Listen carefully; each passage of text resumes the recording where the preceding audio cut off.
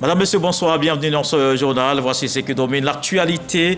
Les producteurs de café cacao réunis à Abidjan pour faire le bilan de la campagne de commercialisation 2022. Ils soutiennent la politique du gouvernement pour le développement de la filière. Le ministre d'État, ministre de l'Agriculture, les rassure. La volonté de l'État est d'améliorer leurs revenus et accélérer la transformation locale. L'Inde a accueilli le sommet mondial de la Voie du Sud, une rencontre qui a réuni une dizaine de pays d'Afrique, d'Asie et d'Amérique latine. Cette assise virtuelle visait à développer les synergies entre les pays du Sud. Le ministre du Commerce, Souleymane Diarra Souba, au nom de la Côte d'Ivoire, a prôné une coopération plus forte entre les États. L'année 2023 débute avec des accidents mortels, plusieurs décès après la période de fête. 14 morts à Yamoussoukro, 3 à Bassam et 3 autres à Daloa. Malgré les efforts de sensibilisation du ministère des Transports, l'incivisme routier continue de faire des victimes. À suivre le dossier Vidici consacré à ces drames sur les routes. Et puis Chan 2023, toujours pas de solution. L'équipe marocaine n'a pas décollé pour l'Algérie après 3 heures passées dans le salon d'honneur de l'aéroport de Rabat. Les joueurs sont rentrés chez eux. Les autorités algériennes n'ont pas donné d'autorisation de décollage. Forte mobilisation des producteurs de café cacao à Abidjan pour évaluer la campagne de commercialisation 2022. Occasion pour le ministre d'État, ministre de l'Agriculture, de réaffirmer la volonté du gouvernement, celle d'améliorer continuellement les revenus des paysans. Une volonté affichée aussi pour la transformation locale. Lancine Bakayoko. Des multinationales qui refusent de payer le différentiel de revenus décent aux producteurs locaux, alors que la plupart d'entre elles ont augmenté leurs profits de 7 à 8% et même plus durant cette campagne cacaoyère. Raison de plus pour fouetter l'orgueil du gouvernement qui veut donner un coup d'accélérateur à la mise en place d'unités industrielles de transformation, seule garantie pour améliorer le revenu du paysan. Déjà, vous avez vu le président poser des premières pierres pour construire des usines pour transformer notre chocolat. Il n'y a pas longtemps, le Premier ministre était avec nous à San Pedro. Parce que si nous parvenons à transformer au plan local notre cacao, vous allez voir l'argent que vous allez gagner. Tout le monde va abandonner le bureau pour aller au champ. En attendant, le gouvernement multiplie les efforts pour améliorer les conditions de vie des planteurs. Le prix bord champ des fèves de cacao fixé à 900 francs le kilogramme pour la campagne principale 2022-2023 représente pour l'État un sacrifice de 235 milliards de francs CFA. C'est pour ça que nous essayons de respecter au moins les 60% du prix international qui est accordé au niveau du cacao. Cette année, le ministre est là. Je crois que nous sommes au moins à 72% du prix du marché international. D'autres actions pour redynamiser le secteur sont initiées, notamment le recensement des planteurs, la géolocalisation des plantations et surtout l'institution prochaine d'une journée nationale des producteurs. Il y a les journées du chocolat. Ça, ce sont les transformateurs. Mais pourquoi ceux qui sont à l'origine de la production ne peuvent pas avoir leur journée? Depuis 4 saisons, la Côte d'Ivoire a décidé de stabiliser sa production de cacao autour de 2 millions de tonnes afin de faire remonter les coûts sur les marchés mondiaux. Une stratégie aujourd'hui questionnable au regard des résultats manifestement mitigés. Dans cette volonté de développement agricole, le gouvernement veille aussi à la protection du couvert forestier. Le ministre des Eaux et Forêts était face au corps préfectoral ce vendredi à Yamoussoukro. Au menu de cette rencontre, la reconstitution de la forêt ivoirienne. Laurent Tchagba a obtenu des préfets de région et de département leur implication, notamment dans la lutte contre les feux de brousse. Léon Brou. Le corps préfectoral, partenaire du ministère des Eaux et Forêts pour la reconstitution et la protection du couvert forestier. Engagement immédiat découlant de ce tandem scellé à la Fondation Félix Houphouët-Boigny pour la recherche de la paix de Yamoussoukro, la lutte contre les feux de brousse. Préfets de région et de département s'approprient ce combat et vont intensifier la sensibilisation contre ce phénomène en cette période de saison sèche. Dès notre retour, je crois que nous allons nous atteler à redynamiser ce comité de lutte contre les feux de brousse et faire en sorte que nos communautés puissent réagir positivement. Nous prenons l'engagement en tant que préfet représentant de l'ensemble des membres du gouvernement, faire en sorte que nos populations adhèrent à ce mot d'ordre du ministre pour que nous puissions protéger notre forêt. Cet engagement, après que le ministre des Eaux et Forêts a expliqué au corps préfectoral le recul drastique du couvert forestier. Moins de 3 millions à ce jour, contre 16 millions d'hectares en 1960. Laurent Tchagba pointe l'urbanisation, l'industrialisation, l'agriculture, mais surtout l'orpaillage illégal et les feux de brousse. Selon lui, ces phénomènes menacent les forêts et les eaux ainsi que leurs ressources sans lesquelles aucune vie n'est possible. Cette situation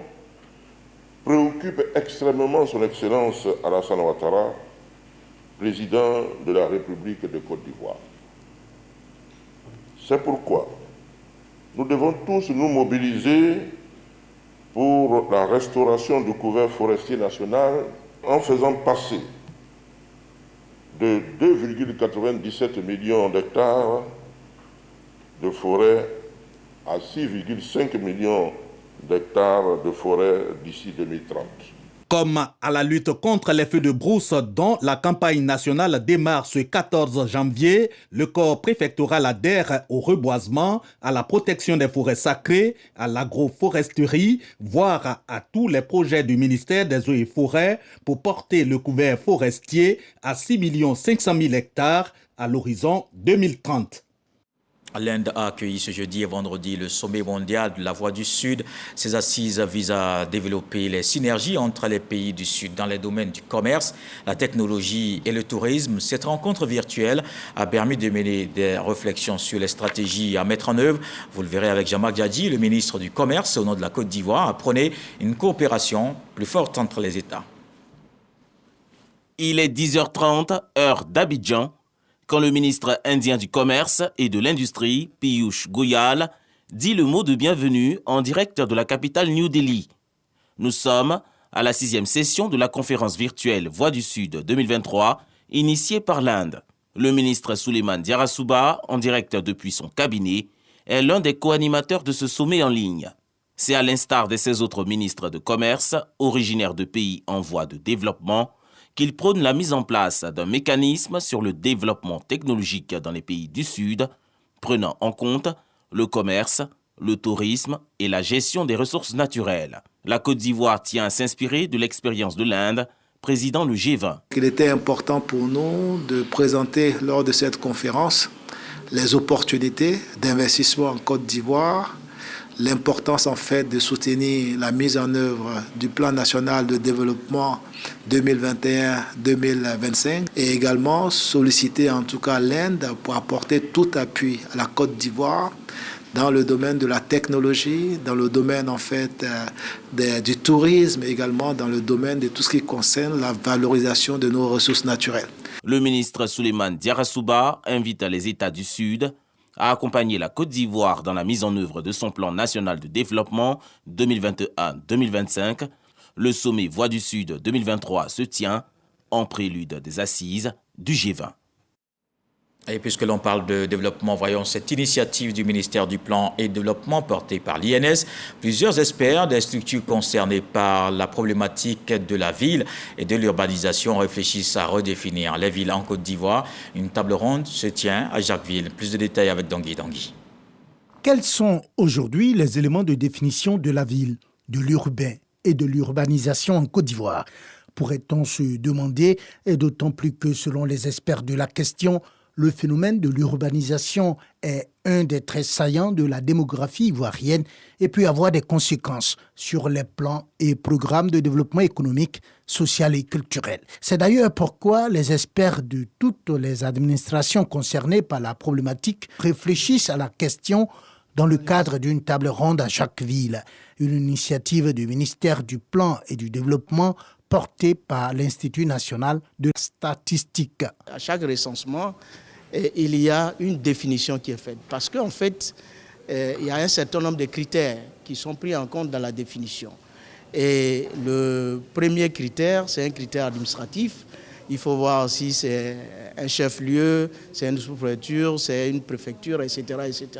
Mais il y a un autre critère, c'est le critère de population. Et vous savez que la population, chaque 10 ans, ça change. Donc il est important qu'on puisse redéfinir la ville. Mais il y a un dernier critère important, c'est, je dirais, le nombre de ménages qui ont une activité économique, par exemple, dans une circonscription. Cela est très important pour pouvoir définir la ville. En 2 jours de conclave, cette équipe pluridisciplinaire promet d'explorer l'environnement socio-économique et culturel actuel pour identifier les éléments susceptibles d'être pris en compte dans la détermination des critères de ville. Voici une ville qui se développe. Une université à San Pedro est ouverte. Les étudiants pourront être logés d'ici au 2e trimestre de l'année 2023. Les travaux de construction des premières résidences universitaires de 1000 lits sont pratiquement achevés. Le ministre de l'Enseignement supérieur, Adama Diawara, a effectué une visite de travail justement pour s'enquérir de l'état d'avancement des travaux. Un chantier d'ailleurs qui avance bien. C'est ce que nous dit Sam Conan, notre correspondant permanent dans le Bassa-Sandra. Le ministre de l'Enseignement supérieur et de la Recherche scientifique, Adama Diawara, sur le site de construction de la première phase de l'Université de San Pedro. En compagnie de Madani Tall, président du conseil d'administration du groupe Envol, concessionnaire du projet de construction, le ministre se fait d'abord briefer avant l'entame de la visite. Les résidences universitaires, les bâtiments de cours, les bâtiments de direction, écoles de BTP, les villas de fonction, la bibliothèque centrale, l'hôtel des enseignants et le complexe sportif, tous ont été visités par le ministre Adama Diawara. Taux d'exécution des travaux, 95%. Lorsqu'en octobre 2021 on a ouvert, on avait pris possession d'un certain nombre d'infrastructures, mais l'ensemble des infrastructures qui devaient être réalisées dans la phase 1 n'étaient pas achevées. Alors donc Envol a continué ses travaux. Aujourd'hui je suis venu faire l'état des lieux. Un état des lieux qui permet au ministre de l'Enseignement supérieur et de la Recherche scientifique de se rendre compte de la qualité des infrastructures. Ce n'est pas uniquement les bâtiments, mais c'est également les équipements qui vont avec. Et c'est des équipements de qualité, c'est des infrastructures qui ont été conçues avec des matériaux de qualité, bien sûr, satisfaits. Mais je le serai encore plus en mars, lorsque tout sera achevé. Bientôt seront lancés les travaux de construction de la 2e phase de l'Université de San Pedro, qui devra accueillir à terme plus de 20 000 étudiants. Le ministre Adama Diawara et Madani Tall du groupe Envol veulent réussir le pari. Et l'on pourra arriver à San Pedro sur un tronçon neuf, puisque la côtière sera livrée en juin 2023. C'est ce qui ressort de la visite du ministre de l'Équipement sur ce chantier, une route de 350 km qui relie les 2 villes portuaires, Abidjan et San Pedro. Les travaux avancent bien. Voici le reportage de l'ancien Bakayoko. Avant la visite des chantiers de la côtière, le ministre Amédée Kouakou a marqué quelques arrêts entre Abidjan et Sangon. Question de s'imprégner des travaux de dédoublement de la sortie ouest d'Abidjan jusqu'au carrefour Jacquesville, une autoroute de 2 fois 2 voies. Ici, le taux d'avancement est de 71%, mais il y a urgence de lever les derniers goulots qui jouent sur la célérité du projet. Normalement, on devait finir à la fin janvier, mais on a quelques problèmes de déplacement des réseaux. Vous savez, il y a des canalisations de Sodeci qui passent. Tant qu'on n'a pas déplacé les canalisations, l'entreprise ne peut pas achever le travail. Donc je vais voir avec mon collègue en charge de l'hydraulique pour que ce travail-là puisse être accéléré, pour qu'on déplace les réseaux, de sorte qu'assez rapidement, on puisse donc terminer les travaux. En ce qui concerne la côtière qui part de Jacquesville, en dehors du tronçon Grand Laou Fresco qui avance à pas de tortue et malgré quelques défauts techniques constatés entre Fresco et San Pedro, il existe de réels motifs de satisfaction. Nous pensons qu'au plus tard, à juin, si les entreprises respectent les calendriers qui ont été faits, ces travaux-là seront terminés. Il ne restera que quelques travaux de voirie. Nous voulons rassurer les Ivoiriens que cette côtière qui était complètement dégradée il y a quelque temps, aujourd'hui refait peau neuve. Sur la qualité de l'ouvrage en réalisation, pas d'inquiétude. La route a été bien dimensionnée et l'épaisseur du goudron obéit aux standards consacrés. Reste le défi de la maintenance. Les populations qui ont souffert de l'enclavement s'engagent à être les premiers artisans. C'est avec une grande satisfaction que nous voyons cette route que vous-même, vous n'osiez pas emprunter il y a peut-être 3-4 ans en arrière, aujourd'hui, vous pouvez venir à Sassandra tranquillement. Et puis, je pense que, comme on le dit, et l'adage le dit, la route précède le développement, Sassandra va amorcer son développement. La route de la côtière a été lancée en septembre 2021 par le Premier ministre Patrick Kachi. Les 7 localités traversées par le projet bénéficieront d'un linéaire de voirie de 72 km, dont 25 km dans la seule ville de San Pedro. La côtière aura coûté 308 milliards de francs CFA. Et sur ces belles voies de circulation, attention, prudence. L'année 2023 débute malheureusement avec des accidents mortels. Plusieurs décès sur nos routes après la période de fête. 14 morts à Yamoussoukro, 3 à Bassam et 3 autres dans la ville de Daloa, pour ne citer que ces cas. Malgré les efforts de sensibilisation du ministère des Transports, l'incivisme routier continue de faire des victimes. Le non-respect du code de la route revient comme l'une des raisons principales. Des drames qui remettent en question la stratégie nationale de sécurité routière. Alors, que faire face aux accidents occasionnant mort d'homme? L'incivisme au cœur des accidents, c'est le dossier vide ici. Frédéric Oulaï, Serge Coléa.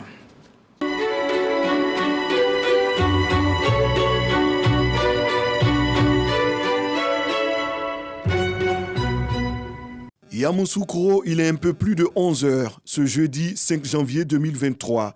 En ce début d'année, la capitale politique est le théâtre d'une violente collision entre 2 autocars. Le bilan est lourd, 14 morts et 70 blessés. L'incivisme routier vient encore d'endeuiller des familles.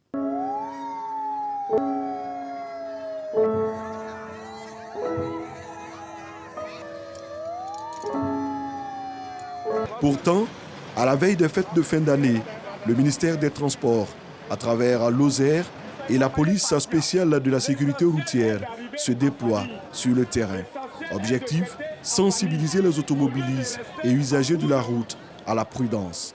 En période de fête, tout le monde veut se rendre d'un point A à un point B à la fois. Donc, on est pressé. Il y a l'euphorie. Il y a donc l'imprudence. Ce jeudi 30 décembre, le trafic routier est dense. Les gares abidjanaises sont bondées et les voyageurs affluent.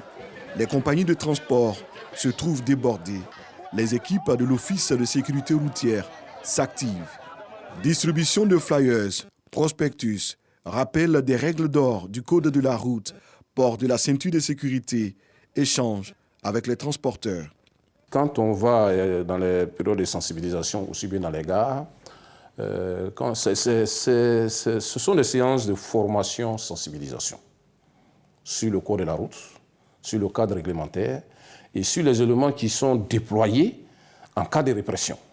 Une campagne rassurante pour les passagers qui souhaitent arriver à destination sains et saufs. Il vient de me dire tout à l'heure que non, de lire la partie où on parle de les passagers qui, deux fois, ils s'emmènent le chauffeur. Il dit, ah chauffeur, il faut rouler vite, on est pressé, on veut arriver vite parce qu'on est déjà en retard. Donc, on a qu'à beaucoup éviter ça.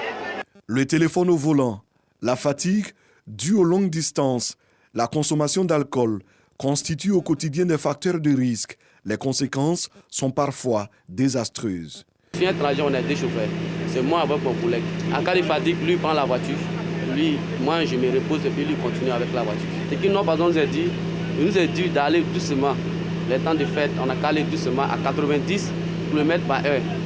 En plus des gares routières, les entrées et sorties d'Abidjan sont passées en revue. Les usagers prennent leur ceinture de sécurité. On se rassure d'abord et on vient au niveau du chauffeur qui va nous...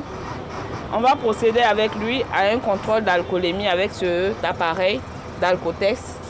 Et si ça excède 0,8% de taux d'alcool dans le sang, alors il ne part plus en voyage.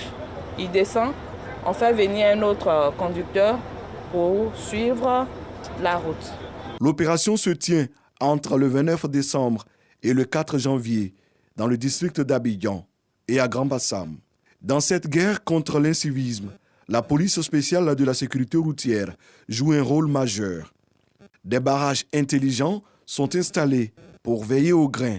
Les auteurs d'infractions sont épinglés à partir du système de vidéoverbalisation. Nous sommes accompagnés par la police, nous sommes accompagnés par la gendarmerie, mais ils font leur travail de répression. Dans les premiers moments, on avait vu que dans la zone d'Abidjan, l'accidentologie avait diminué de 44%. On a vu qu'on avait une mortalité qui avait diminué de 64%. La stratégie marche bien dans le district d'Abidjan, sauf qu'à l'intérieur du pays et sur les routes nationales, les caméras de la vidéoverbalisation sont inexistantes. L'autoroute du Nord jusqu'à Ouangolo, vous avez l'axe Yamsokro-Daloa, vous avez l'axe Abidjan-Lès qui passe par Adzopé jusqu'à Bangourou. Vous avez ensuite l'axe Abidjan-Aboasso qui sont déterminés par les études, par les statistiques comme accidentogènes. La vidéoverbalisation va se déployer. Donc d'ici peu, vous aurez les caméras de vidéoverbalisation sur ces axes.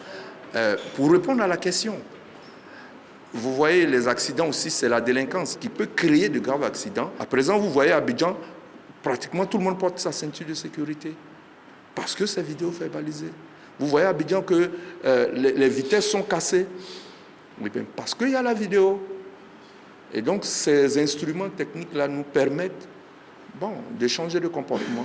En attendant que le processus rentre dans sa phase active, les cas d'incivisme se multiplient. À 95%, l'homme est responsable de ce qui arrive du fait de son incivisme. Parce que le non-respect des règles pour mettre le véhicule en sécurité, le non-respect des règles de circulation, notamment les limitations des vitesses, font partie de ce qu'on appelle l'incivisme. Autre réalité à prendre en compte, c'est l'arrêt de la pose de limitateurs de vitesse sur les cars de transport, comme cela se faisait par le passé. On avait instauré donc des limitateurs de vitesse.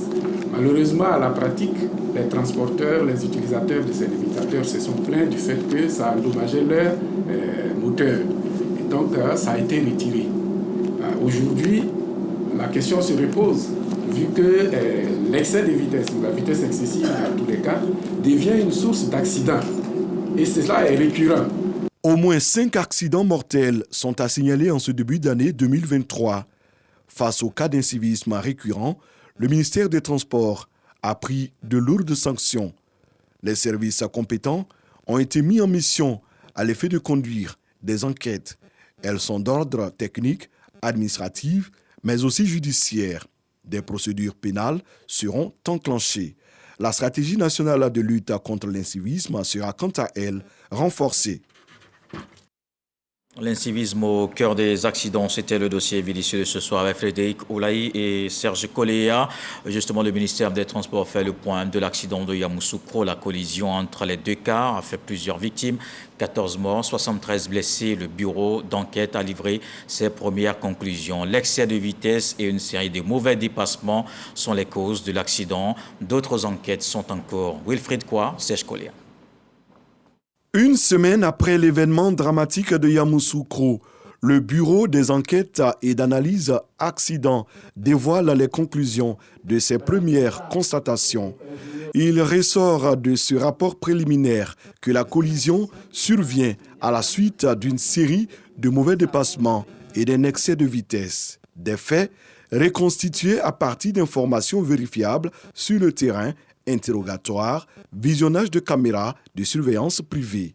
Nous pouvons dire que le mini-car Ashok Leyland, immatriculé 7055, a été mis à la disposition d'une famille en deuil qui donc l'a loué pour transporter la famille du défunt et les personnes dans le cadre d'un convoi funéraire. Ce car est sorti du convoi funéraire à avancer sur Yamoussoukro. Donc, parvenu à l'entrée de Yamoussoukro, il s'est engagé à un moment donné dans une série de dépassements.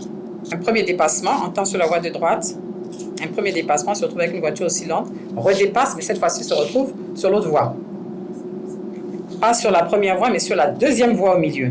Vu la vitesse, est-ce qu'il y a eu perte de contrôle?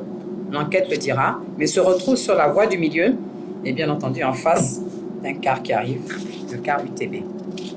Et donc le choc est inévitable. La collision, elle est frontale entre les deux véhicules. Selon la directrice du bureau des enquêtes et d'analyse accidents, l'objectif du BEA n'est pas tant de situer les responsabilités individuelles.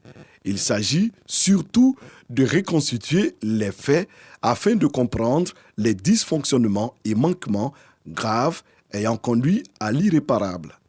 Les enquêtes se poursuivent à l'effet de tirer les leçons et faire des propositions en vue d'améliorer le système de sécurité routière. Toutefois, ces enquêtes seront utiles au volet judiciaire. Allons dans le Woroba, justement touché par cet accident de Yamoussoukro. Le ministre-gouverneur Moussa Dosso était aux côtés des populations de Gboovo dans le département de Séguéla. Ce village a perdu une dizaine de ses fils dans ce drame du 5 janvier dernier. Il apporte le soutien et le réconfort du président de la République aux familles endeuillées. Abou Sanogo. Le village de Gboovo, dans le département de Séguéla, encore sous le choc. Choc qui fait suite à la perte de 10 de ses fils dans un accident de la circulation à Yamoussoukro le jeudi 5 janvier dernier. Gboovo a reçu la visite du ministre-gouverneur du district autonome du Woroba, Moussa Dosso. Une visite pour apporter le soutien et le réconfort du président de la République Alassane Ouattara aux familles endeuillées et aux familles des victimes. Et surtout, dire qu'ils ne sont pas seuls et que l'État est là, toute l'assistance qui a été donnée par le ministère de la Santé et la solidarité, et bien entendu avec les autres ministres qui ont accepté d'accompagner les populations à ce deuil qui frappe la Côte d'Ivoire. Le porte-parole des familles endeuillées, le chef du village de Gboovo, a traduit la reconnaissance et la gratitude des populations de la localité au chef de l'État Alassane Ouattara pour le soutien à eux apporté. Pour rappel, les victimes de l'accident du 5 janvier dernier se trouvaient dans un cortège funèbre en partance pour la ville de Séguéla. Malheureusement, le conducteur de l'un des deux cars loués pour la circonstance quitte son sens de marche pour se retrouver dans le sens inverse et percute frontalement le car d'une compagnie de transport de la place, ce qui fait 14 morts et près de 70 blessés. La majorité des blessés vient de Gboovo. Autre chose dans l'actualité, le ministre de la Réconciliation prône la cohésion sociale dans les différentes communes d'Abidjan. Kwadjo Konan-Bertin a rencontré les chefs traditionnels à Tchan. Ces échanges ont permis d'évoquer tous les différents conflits qui existent au sein de la communauté. Il exhorte chacun à renforcer le vivre ensemble. On retrouve Abou Sanogo.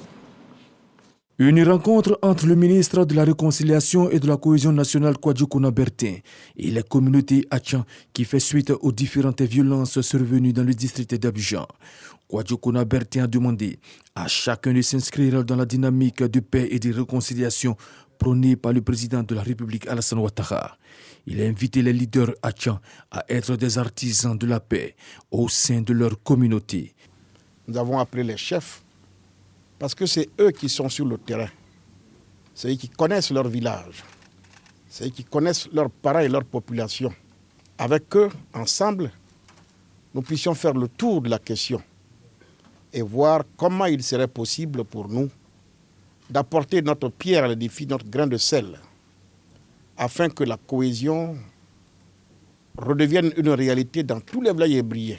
Les chefs de communauté Atchan ont promis d'accompagner le ministre Kwadjo Konan-Bertin dans sa mission. Dis merci au ministre de la Réconciliation. À travers lui, dis merci au président de la République pour dire que nous sommes prêts à l'accompagner dans lui son programme de cohésion, l'unité, la paix pour la Côte d'Ivoire. Si le ministre arrive à réconcilier le peuple Atchan, ça va créer une répercussion sur le peuple ivoirien. Le ministre de la Réconciliation et de la Cohésion nationale, Kwadjo Konan-Bertin, a promis d'entreprendre une tournée d'échange et de sensibilisation dans les différentes communes du district d'Abidjan pour rencontrer les communautés Atchan afin de parler de paix et de cohésion. Et justement, pour parler de cohésion, le délai de la réintégration des ex-exilés dans la fonction publique est repoussé au 31 janvier. La ministre Anne-Désirée Ouloto a reçu une délégation du PPACI avec Armand Onyen et Kodé Katinan. Ils ont évoqué les cas de ce parti politique. Grâce Kando. Des émissaires du Parti des peuples africains de Côte d'Ivoire, PPACI, chez la ministre de la fonction publique. Ils disent être venus solliciter une prorogation du délai de réintégration des fonctionnaires ex-exilés dont la date butoir avait été fixée au 31 décembre 2022. Se félicitant de la réintégration d'une grande partie des fonctionnaires ex-exilés, Il plaide pour qu'une chance soit accordée à ceux qui sont encore hors du pays. Nous avons eu des échanges avec Madame le ministre, très fructueux. Et je dois vous dire que nous repartons rassurés. Rassurés parce que nous avons pu obtenir des points de satisfaction. Et je pense que de là, à partir de là, nous allons nous mettre à la tâche pour faire en sorte que, toujours dans le cadre de la réconciliation nationale, de la cohésion sociale, tous les Ivoiriens puissent se retrouver dans un même élan de fraternité et de paix en Côte d'Ivoire.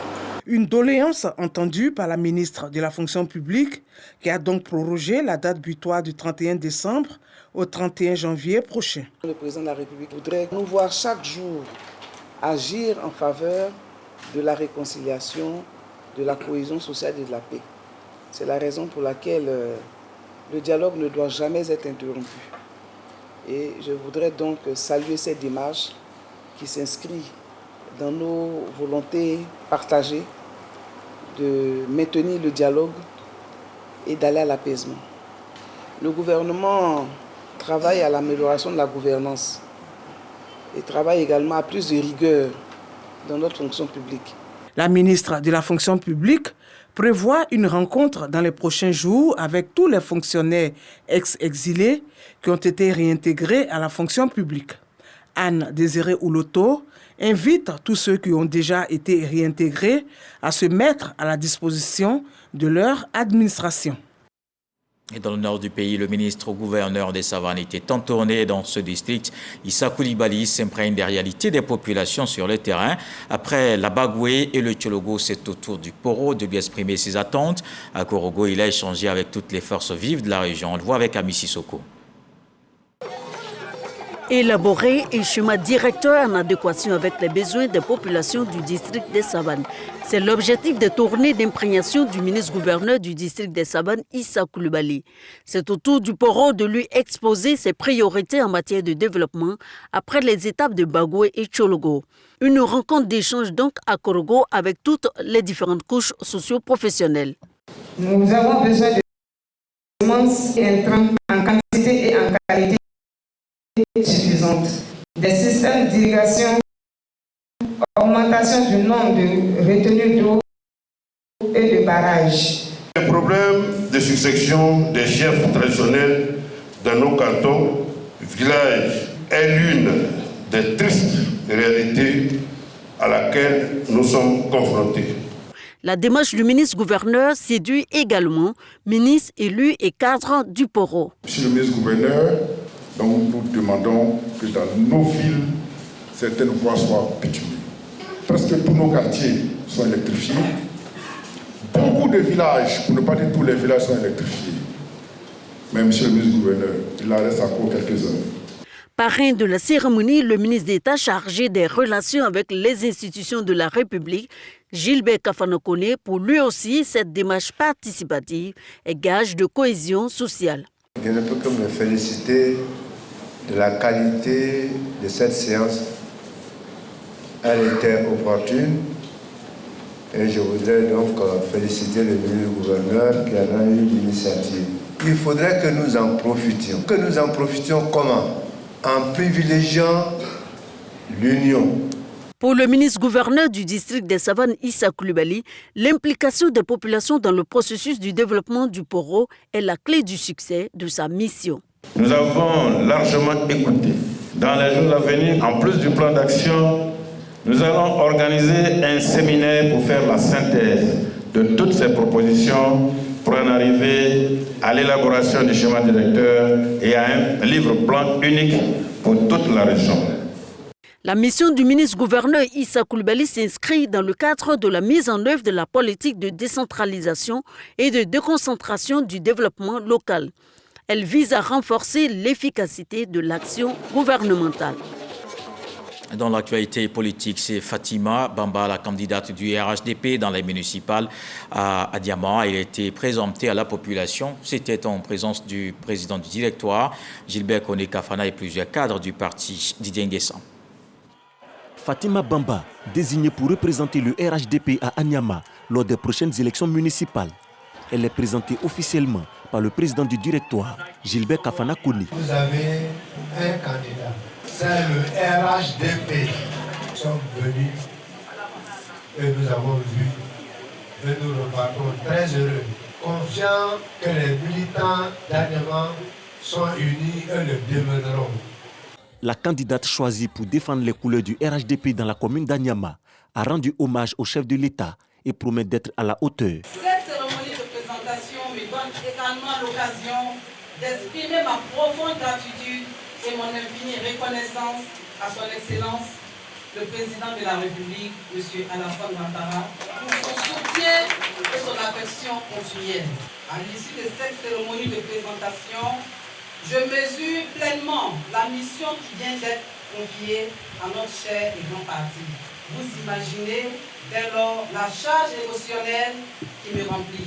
Fatima Bamba bénéficie également du soutien de l'ensemble des cadres du RHDP. Le RHDP est un très grand parti. Le RHDP a des bases et Anyama fait partie des bases solides du RHDP. Je voudrais simplement vous demander, à toutes et à vous tous, chaque pas que vous allez poser, il y a un seul homme à qui vous devez penser, c'est Alassane. Pour assurer une victoire du RHDP à Anyama, le directoire du parti invite l'ensemble des cadres et militants à s'unir et à se mobiliser autour de la candidate Fatima Bamba. Et le RHDP continue aussi d'enregistrer les adhésions. Un cadre du PDCI-RDA de la région des Grands Ponts rejoint la famille des oufouettistes. Nguessan Alfred Yao adhère en présence du secrétaire exécutif Éric Goré. Le rassemblement des oufouettistes pour la démocratie et la paix, fidèle à ses valeurs et à sa vision d'aboutir à une entente parfaite entre les fils et les filles de la Côte d'Ivoire, accueille une des têtes pensantes du PDCI-RDA dans la région des Grands Ponts. Le professeur Nguessan Alfred part du bureau politique du Parti démocratique de Côte d'Ivoire pour déposer ses valises au RHDP. Une décision saluée par les cadres du RHDP de cette région. Les grandes actions de développement du président Alassane Ouattara changent le visage de la Côte d'Ivoire. C'est le motif principal de cette adhésion. Il n'est plus à démontrer que la Côte d'Ivoire, sous la conduite experte de son Excellence M. Alassane Ouattara, a réussi avec brio son retour dans le concert des nations. Son parti, le RHDP, inscrit dans la philosophie politique du père fondateur Nana Félix Houphouët-Boigny, occupe de manière conquérante le terrain. Le secrétaire exécutif du parti Cissé Bakongo a eu la lourde charge d'accueillir à bras ouverts ce nouvel adhérent. Nous disons, nous, RHDP, Rassemblement des oufouettistes pour la démocratie et la paix, donc Oufou est dans notre dénomination. Le PDCI dit aussi qu'il est de la même obédience politique et de la même famille politique. Donc nous sommes de la même famille politique. Donc quitter le PDCI pour venir au RHDP, ce n'est tout simplement que quitter une pièce pour une autre pièce.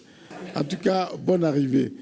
Au moment où les différents états-majors des partis politiques préparent les futures élections locales, le RHDP lui est renforcé par ses adhésions massives de plusieurs personnalités qui viennent des partis politiques.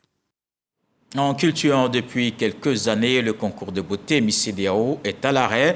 Pour assurer de sa reprise, les comités de chaque pays de la région ont eu une rencontre à Abidjan.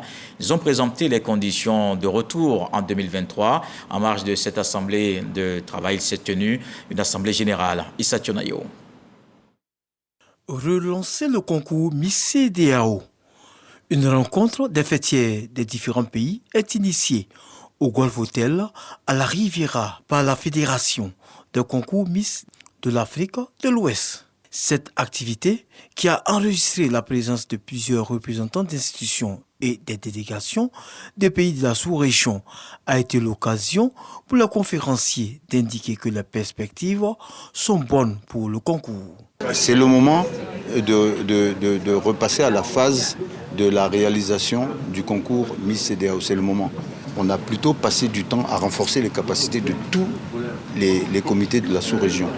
Donc il fallait d'abord arriver à remettre sur pied de bonnes organisations dans toutes les nations pour pouvoir après remettre sur pied le concours pour être sûr qu'il aura les standards internationaux. Pour le président du comité, comité Miss Côte d'Ivoire et par ailleurs Miss CEDEAO, représenter la Côte d'Ivoire à l'extérieur dans les concours de beauté répond d'une légitimité. Nous allons élaborer un cahier de charges, continuer à travailler dans la fusion entre tous ces comités nationaux pour pouvoir bâtir sur une durée de 3 ans un cahier qui nous permettra d'avoir une bonne vision dans l'avenir.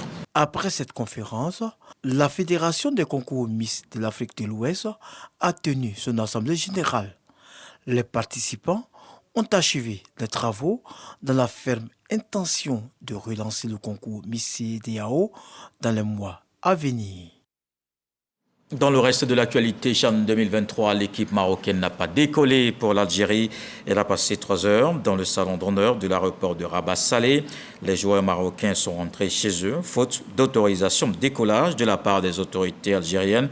Ce problème d'autorisation de survoler l'espace algérien est depuis plusieurs jours l'explication avancée par la Fédération marocaine pour justifier l'incertitude autour de sa participation au championnat d'Afrique des nations de football. Rappelons que le 22 septembre 2021, l'Algérie avait fermé son espace aérien à tous les avions civils et militaires marocains après avoir rompu ses relations diplomatiques avec Rabat. Et après le Palais de la Culture, c'est Bonjour Tour 2023 qui démarre. C'est Yabobo qui a accueilli l'équipe de la RTI et les humoristes. Ces artistes ont permis à la population de passer un excellent week-end avec à leur côté la ministre d'État Kandia Camara, maire de la commune. Un spectacle dont voici les temps forts avec Noussangare, Kone Pagasoro, Demadongi.